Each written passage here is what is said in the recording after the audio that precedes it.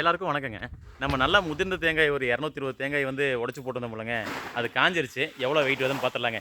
220 தேங்காய் முதிர்ந்த தேங்காய் உடைச்சு போட்டதுக்கு எவ்வளோ கொப்பரையா இருக்குன்னு சொல்லி பார்த்துடலாங்க. எல்லாமே சுத்தமா இருக்குங்க. தெளிவா இருக்கு. எந்த ஒரு டேமேஜும் வரல. நல்லா தெளிவா கொப்பரை வந்து நல்லா தரமான கொப்பரையா கிடைச்சிருக்கு. முதல் தர கொப்பரையா கிடைச்சிருக்கு. செகண்ட் குவாலிட்டிங்கிறதுக்கு வரலைங்க. எல்லாமே சூப்பரா இருந்துச்சுங்க. எவ்வளோ வெயிட் வருதுன்னு பார்த்துடலாங்க. மொத்தம் 220 தேங்காய் உடைச்சு போட்டதுங்க. 220 காய் உடைச்சதுக்குங்க. இது வந்து பார்த்தீங்கன்னா, இந்த டப்போட உங்களுக்கு 27, 160 இருக்குது.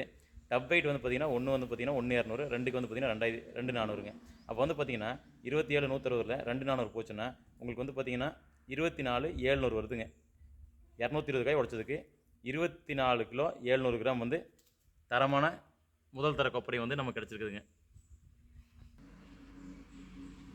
220 காய் உடைச்சதுக்கு தொட்டி எவ்வளோ வெயிட் வந்துருக்கு பார்த்துடலாங்க.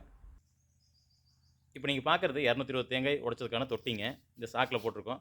இது எவ்வளோ வந்திருக்குன்னா 24,840ங்க. ஒரு 340 சாக்கடை விட்டாலும் 24 கிலோ தொட்டி கிடச்சிருக்குதுங்க. 220 தேங்காய்க்குங்க 24,700 கொப்பரை கிடச்சி 24,500 வந்து தொட்டி கிடச்சிருக்குதுங்க. எல்லாருக்கும் நன்றிங்க.